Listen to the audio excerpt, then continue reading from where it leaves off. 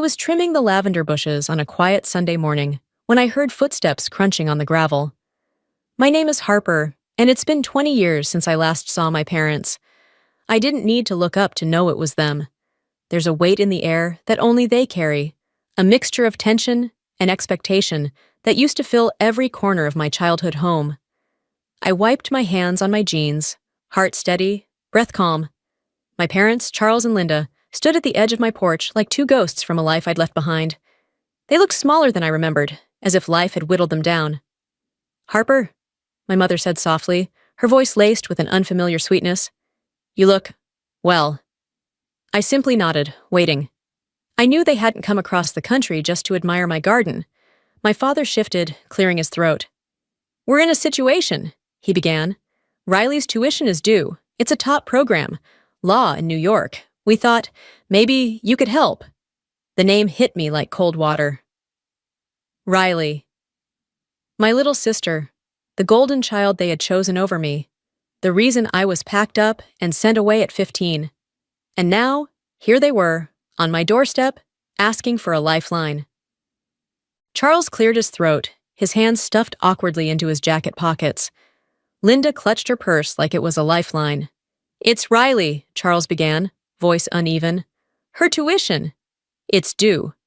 We've hit some setbacks, and we thought—" His eyes flicked to me, searching for the daughter he had once known. I felt my chest tighten at the sound of Riley's name.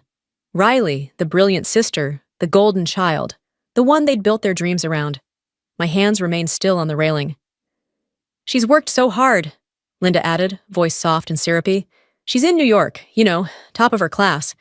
It's just a little help, Harper." I let the silence stretch between us. My heart pounded with the memories that name dragged behind it. Nights alone in my room. Muffled applause from the dining room as Riley displayed her latest achievement. The hush that fell over the house when I entered. "I'm sorry," I said, though my voice held no apology. "I can't help you." For a heartbeat, they froze. Linda's mouth opened slightly, eyes wide with disbelief. Charles stiffened. But they didn't argue, not yet. I turned and walked inside, the screen door creaking shut behind me. My fingers trembled, not from fear, but from the effort it took to keep the past from flooding in all at once. I remember when the house smelled like fresh-baked bread and lilacs from the front yard. Back then, my grandparents were the heartbeat of the home. Grandma June with her soft laugh, and Grandpa Henry with his jazz records spinning in the living room. I was 5 when we planted marigolds along the driveway, Grandpa's large hands guiding mine as we tucked the seeds into the soil. "They need sunlight and love," he'd say, ruffling my hair. In those days, Mom and Dad smiled more. There were Sunday barbecues, board games on rainy afternoons, and the soft hum of life filling every corner. Riley was a baby then, all chubby cheeks and giggles, and I adored her in the uncomplicated way an older sister does. I remember tiptoeing into Grandma's kitchen, sneaking a taste of cookie dough, and hearing her whisper, "Don't tell your mother." It was a home where laughter bounced off the walls, where I felt seen and safe. But time, I've learned, is a slow thief, and it was already sharpening its claws. The shift began subtly. "Riley's so bright," Mom would say, beaming at her toddler scribbles. Dad called her a prodigy after her first spelling bee win at 6. I clapped and cheered too, at first. But soon, the living room walls filled with Riley's awards. My paintings vanished from the fridge. My stories were met with distracted nods. I became the helper, the extra pair of hands. "Why can't you be more like Riley?" Dad once snapped when I forgot to set the table. I swallowed the sting and worked harder, hoping, foolishly, to earn my place back. I watched as Riley floated through childhood on clouds of praise while I learned to disappear in the background. I folded laundry while she practiced piano. I stayed late at school, not for clubs or sports, but to avoid the silence waiting for me at home. One night, after tucking Riley into bed, I caught her whispering, "Don't leave me alone with them." My heart clenched, but even then, I didn't know how much we'd both lose. It happened 2 weeks after my 15th birthday. I came home to boxes, my boxes, packed and labeled. My heart pounded as I looked from the suitcases to my parents' cold expressions. "You're old enough to figure things out," Charles said without meeting my eyes. Linda folded her arms. Riley needs focus, Harper. We can't have distractions. Distraction. That's what I had become. That night, they drove me to the train station. Linda handed me an envelope, $20 and a bus schedule, before rolling up the window. I remember standing there, trembling in the cold, wondering if this was what falling out of love looked like. I called Uncle Frank from a payphone, my voice shaking. "Can I stay with you?" I asked, breath hitching. "Always," he said, without a second's pause. Uncle Frank's apartment smelled of old books and cinnamon toast. He had no children, no partner, just a quiet strength that wrapped around me like a blanket. In his small kitchen, he taught me how to cook pasta, how to patch my jeans, how to laugh without apology. Frank never asked why I showed up on his doorstep. He only said, "You're home now." I learned to navigate the world on my own terms. School, part-time jobs, a tiny studio apartment of my own. Every milestone felt like a quiet rebellion, a step away from the girl they discarded. Frank came to my high school graduation in a borrowed suit, clapping the loudest in the crowd. For the first time in years, I felt proud of myself. Not because someone told me to be, but because I had survived. And in that survival, I had begun to thrive.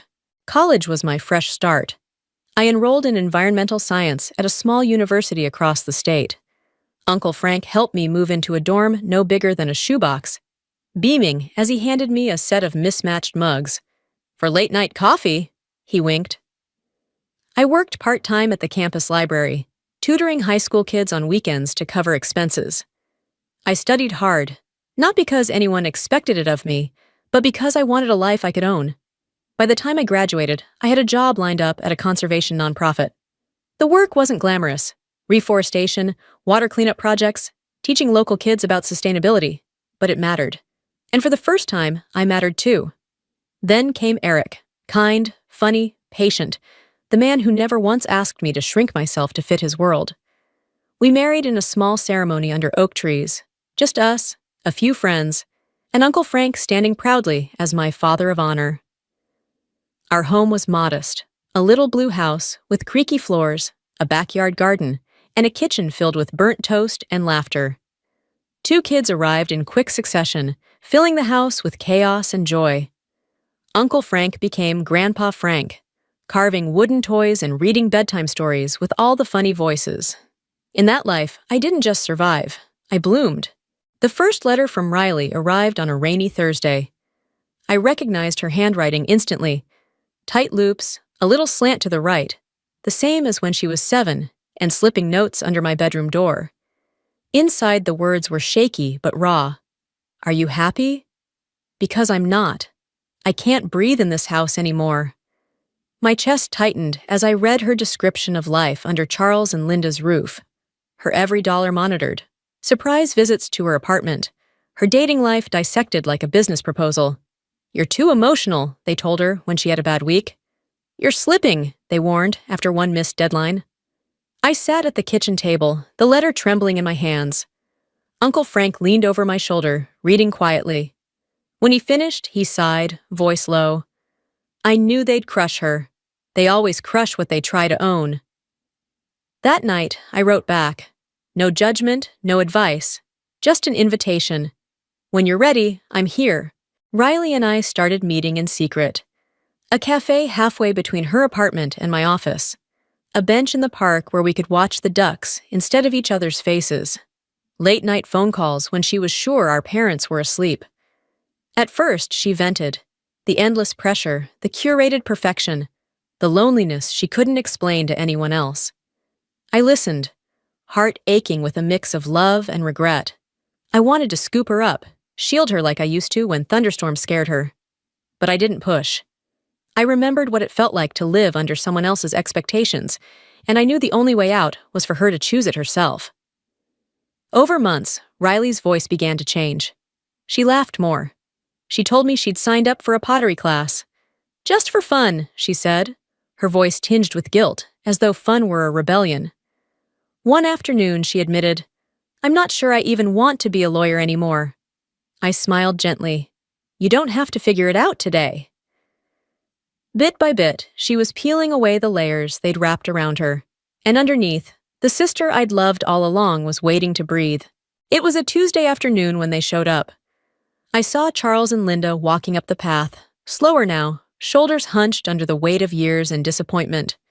Linda clutched a handbag, her lips tight, and Charles had that familiar look, the one he wore when he was about to ask for something. I opened the door before they knocked. "Harper," Charles began, forcing a thin smile. We've had some financial trouble. The company, it didn't survive the market downturn. We sold the house." Linda jumped in, voice trembling just enough to sound rehearsed. "We thought, maybe, after all these years, you could help. Riley's tuition is due. And we're not young anymore." Their eyes searched mine, desperate, expectant. For a moment, I saw the people they used to be. Not the ones who abandoned me, but the parents who once tucked me in at night, who danced in the kitchen when the radio played. It almost hurt. Almost. I took a slow breath, steadying the ache in my chest. "You're here about Riley," I said quietly. "Of course you are." I motioned for them to sit on the porch, but they hesitated. Maybe they expected a warmer welcome, or maybe they realized it wasn't coming. Charles's voice hardened. "You've done well, Harper. We're proud of that. Surely you can help family." Family. The word cracked something open inside me. "Family," I repeated, tasting it like something foreign on my tongue. "You mean the family that threw me out at 15? The family that decided one daughter was enough?" Linda flinched. "We were under pressure. We had to make choices." "Yes," I said softly. "And you made them. You chose Riley. You chose to bet on her future. You chose to treat me like a temporary guest in my own home." Charles's jaw tightened. "You're being dramatic." "No," I replied, my voice calm, unshaken. "I'm being clear." I looked at them both, really looked, at the lines etched deep in their faces, at the fear in their eyes, now that the foundation they built their lives on was crumbling. "I have a family," I said, voice steady. "And you are not part of it, not anymore." A soft voice called from inside. "Harper?" Riley stepped onto the porch, her eyes wide but steady. She wore jeans and a sweatshirt, hair pulled back, face bare of makeup. The girl I remembered, not the polished lawyer they had molded. "Riley!" Linda gasped, reaching out as if distance could be erased with a gesture. But Riley didn't move toward them. She stayed beside me, hands clasped tightly in front of her, shoulders trembling. "I'm not going back," Riley said quietly. "I can't do it anymore." Charles's face turned a deep shade of red. "We sacrificed everything for you." Riley's eyes filled with tears, but her voice didn't waver. "No, you sacrificed Harper for me. And I let you." For a heartbeat, no one spoke. The air was thick with years of unspoken words, with grief and regret that had no place to land. Riley slipped her hand into mine, and for the first time in decades, I felt the weight of a sister beside me. I turned back to my parents, feeling the weight of this moment settle in my bones. "Family," I said softly, "isn't who shares your blood. It's who shows up, who stays when things are hard, who loves you when you're nothing but a mess of mistakes and fear." Linda's lips trembled. Charles looked like he wanted to speak, but no words came. "You taught me," I continued, voice low, "that love was conditional, that I had to earn it, fight for it, beg for scraps of it. But Uncle Frank taught me something better. My children taught me something better. Riley is learning it now." I squeezed Riley's hand gently. "Family is the people who love you without keeping score." For a long moment, no one moved. Then I stepped back, my hand still wrapped around Riley's. "I hope you find peace," I told them. "But it's not going to be here." We turned together, walked back into the house, and when the door closed behind us, it didn't slam. It simply clicked shut, quiet and final. That evening, I sat on the porch, a cup of tea warming my hands as the last light faded behind the trees. The air smelled like damp earth and lilacs, and for the first time in years, I let myself breathe all the way down to my toes. Inside, laughter floated through the open window. Riley helping the kids with homework, Uncle Frank humming as he stirred a pot of stew on the stove. My husband moved through the house, his off-key singing, drawing a giggle from the kitchen. I watched them through the glass, a kaleidoscope of moments I never thought I'd have. This wasn't the life I was given. It was the life I built, brick by careful brick, stitched together with patience, forgiveness, and the kind of love that doesn't keep score. Riley was blooming too. She'd left the law firm, enrolled in a program to work with children, and moved into the little house next door. She came over almost every evening, hair pulled into a messy bun, sleeves rolled up, ready to dive into the chaos of family life she had once only watched from afar. Uncle Frank, after years of saying he didn't want to be a burden, finally let us carry him home. His chair sat near the fireplace now, a stack of books at his side, the scent of old pages filling the room as he read to the grandkids. As the sky deepened into dusk, I realized something I wish my younger self could have known. Happiness was never about winning or proving them wrong. It was about choosing peace, choosing love, and choosing the people who choose you back. They may have thrown me away, but I gave myself everything. And that, in the end, was the sweetest kind of revenge.